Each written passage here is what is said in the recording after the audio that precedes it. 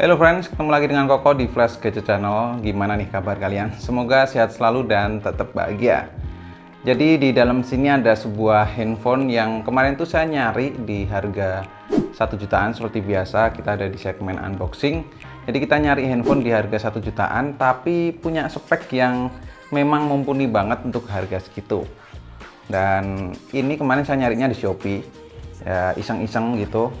Ini sebenarnya dibungkus wrapping gitu ya kemarin, cuman langsung kita buka dan biar kita tahu ini karena dikirim dari luar negeri, biar hasilnya tuh bener nggak sih handphonenya bener ini apa enggak. Nah dalamnya itu kemarin ya cuman kayak gini doang, jadi dusnya putih polos, nggak ada isinya apa-apa. Terus ini di sini ini ada tulisannya ya, ini kuat kamera. Jadi ini harganya kemarin kalau sama pajak akhirnya jadi sekitar 1,5 jutaan. Terus ini cuma ada garis gini doang, putih polos. Dan yang menarik adalah jeng jeng jeng, ini dia S20U, tahu kan? Samsung coy, Samsung S20 yang di harga 1 jutaan. Ibaratnya kayak HDC-nya lah, seperti itu. Kemarin sudah saya buka sih, ini warnanya hitam buat mastiin ada barangnya apa enggak ya, karena dari luar negeri tahu sendiri ya, nanti ditipu atau gimana. Nah ini kayak gini unitnya, kita pinggirin dulu. Terus lanjut ke di bawahnya, ini kita dapat case juga loh, harga 1,5 juta, soft case, dan masih dapat anti gores, cuman ya pasang sendirilah ya. Sebenarnya gampang-gampang susah untuk pasang anti gores model seperti ini. Ini soft case-nya, karet biasa, dan murah sih kalau soft case kayak gini, paling 15.000 30.000 dapat ya. Tapi masih oke dengan harga 1,5. Wih, sorry coy, bentar. Ini kita dapat sebuah micro SD loh, 64 GB. Bentar, itu kemarin tuh saya beli karena dia bilangnya ROM-nya 64 GB, atau jangan-jangan yang dimaksud 64 GB tuh kita harus pasang sendiri ya. Tapi yang jelas ini dapat memory card, nanti kita cek aja. Terus ini kita dapat sebuah earphone, buka aja lah. Nah, oh dari USB Type-C ya. Jadi ini nggak ada jack audionya. Iya dong, emang nggak ada. Lalu ini adapternya, ini kerasa banget dari bahannya tuh, terlihat murah ini kalau kedengeran ya, ini suaranya enteng banget loh. Ini enteng banget, 10 watt outputnya. Ini saya yakin sih abal-abal gitu ya. Lalu ini kabelnya USB Type-C. Bahkan di kabel bahan kabelnya aja nih saya ngelihatnya dan ngerasainnya kerasa banget kalau ini murah gitu. Beda lah kalau yang mahal tuh berasa lebih tebel, terus apa ya? Ya kalau teman-teman udah sering megang USB Type-C yang mungkin punyanya Vivo, punyanya Asus, Xiaomi yang tebel-tebel gitu akan berasa banget ini bedanya. Ini tipis dan kerasa banget murahnya. Lalu ini ada buku manual, mobile manual, dan ada sebuah pin ejector SIM card. Ya, sudah itu semua. Simple sih, cuman gini doang. Nggak ada pembatas-pembatas yang lain. Kita rapiin dulu ya.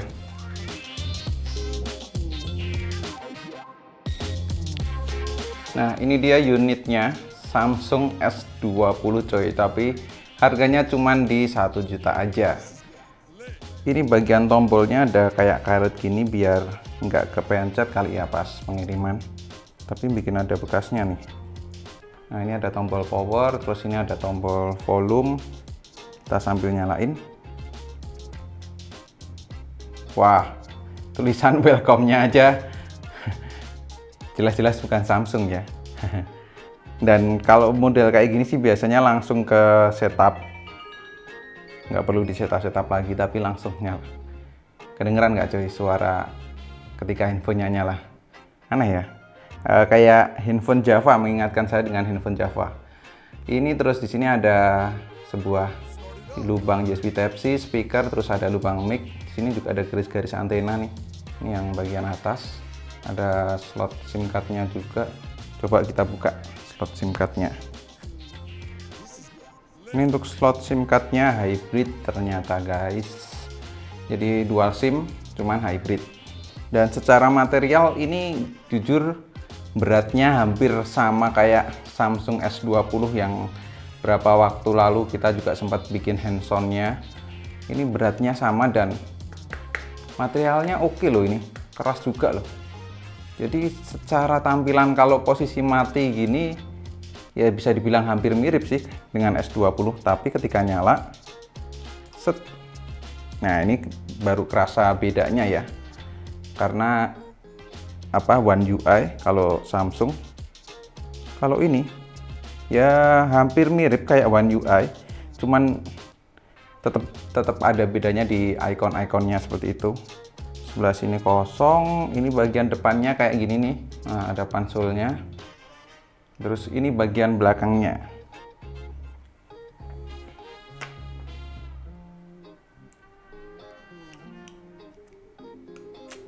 Wih.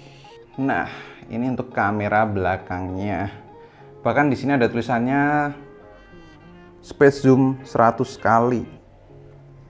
Cuman ini di bagian sini finishingnya kurang rapi ya. Ini di bagian sini, nanti di video hands-on ini kurang rapi nih bagian sininya. Dan beratnya tuh loh yang bikin saya kagum tuh hampir sama loh dengan seri S20. Wah, lanjut ke hands-onnya aja yuk. Nah, kemarin tuh saya sebenarnya penasaran dengan smartphone ini karena spesifikasinya yang wow banget. Coba deh teman-teman beli handphone dengan budget 1,5 juta tapi punya prosesor Deca-core, terus RAM-nya 8GB dan memori internalnya 128GB. Kalau dapat spek seperti itu, siapa sih yang nggak penasaran?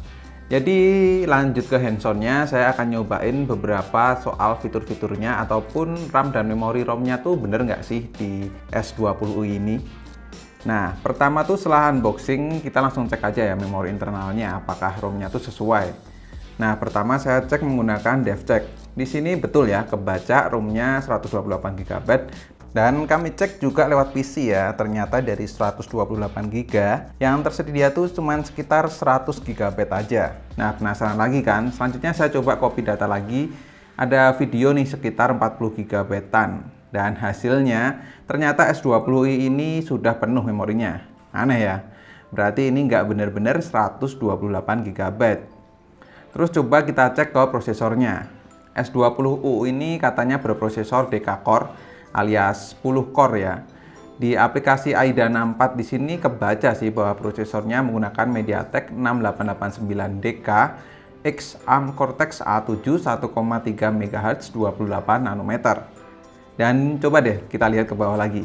CPU-nya ternyata cuma punya 4 clock doang nih. Wah, ketipu lagi nih. Yang bener Deca-core atau cuma quad-core aja nih. Daripada makin ragu gimana kalau buat main game. Ternyata ini prosesornya memang nggak bagus sih. Sampai-sampai saya nyari game PUBG pun juga nggak tersedia di Play Store. Kita coba main game Mobile Legends saja ya. Nah, main game Mobile Legends pas main game awal sih nggak ada lag-nya, masih lancar. Tapi ketika di permainan kedua, terus ketiga gitu ada kerasa sih lag-nya. Tapi dikit banget. Intinya sih masih playable buat main game yang satu ini. Terus karena penasaran, saya juga install AnTuTu Benchmark. Di sini ternyata cuma dapat skor 30 ribuan dong. Mana pas bagian GPU skornya kok kosong ya. Lanjut lagi di bagian baterai, karena cuma baru sehari pegang doang, jadi belum sempet tes nih. Tapi sih kemungkinan besarnya ini 5000 mAh. Tadi sudah pengecekan di bagian performa, sekarang ke bagian kameranya. Karena di spesifikasinya tuh tertulis kalau kamera belakangnya itu 32 megapiksel dan kamera depannya itu 16 megapiksel. Setelah saya buka fitur kameranya pun juga standar banget.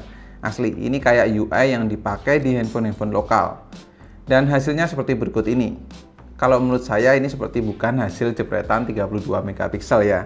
Karena fokusnya miss, terus detailnya juga nggak begitu bagus, warnanya pun juga cenderung flat, terus ke kamera depan apalagi.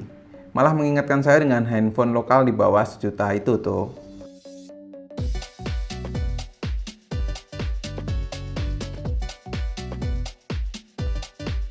Lanjut, mari kita cek ke bagian fitur-fiturnya nih. Pertama, fingerprint. Setelah pasang beberapa kali password, ternyata fingerprintnya nggak jalan ya. Kalau dari face unlock sih kadang bisa, kadang enggak. Dan buat masalah sinyal masih aman ya. Ini sih saya pakai Telkomsel, masih kebaca. Ke bagian layar yang menarik yaitu bukan cuman ukurannya yang 6,9 inch, tapi resolusi yang kebaca di sini yaitu 1440 x 3200 pixel. Namun ketika saya coba untuk lihat video di YouTube, cuman tersedia HD 720p saja. Ya berarti di sini kualitas layarnya bukan benar-benar 1440 x 3200 pixel ya. Bisa jadi ini hanya SD aja. Ya walaupun begitu saya juga ada senangnya sih, karena di S20 ini juga ada fitur Always On Display-nya. Wah, 1,5 juta udah dapat Always On Display nih. Jadi kalau boleh saya simpulkan, dengan budget 1,5 juta, S20 ini bukan pilihan kalau teman-teman lagi nyari handphone di budget segitu. Atau ini bukan pilihan yang cocok lah. Karena spek yang tertulis itu beda jauh ya dengan apa yang saya dapatkan. So, biar cukup kami aja yang ngebuktiin kalau S20U ini nggak worth it untuk dibeli. Jadi buat teman-teman kalau mau beli ya beli smartphone-smartphone yang sekiranya resmi aja ya di Indonesia. Dan buat marketplace lain, Shopee ataupun marketplace lain itu kalau ada seller yang jual smartphone ini lebih baik diblokir. Karena itu banyak banget yang di kolom diskusi maupun ulasan yang kena tipu juga. Dan cukup sekian untuk video kali ini. Terima kasih banyak yang sudah nonton sampai akhir. Semoga video ini bermanfaat. Koko undur diri dan sampai jumpa di video berikutnya.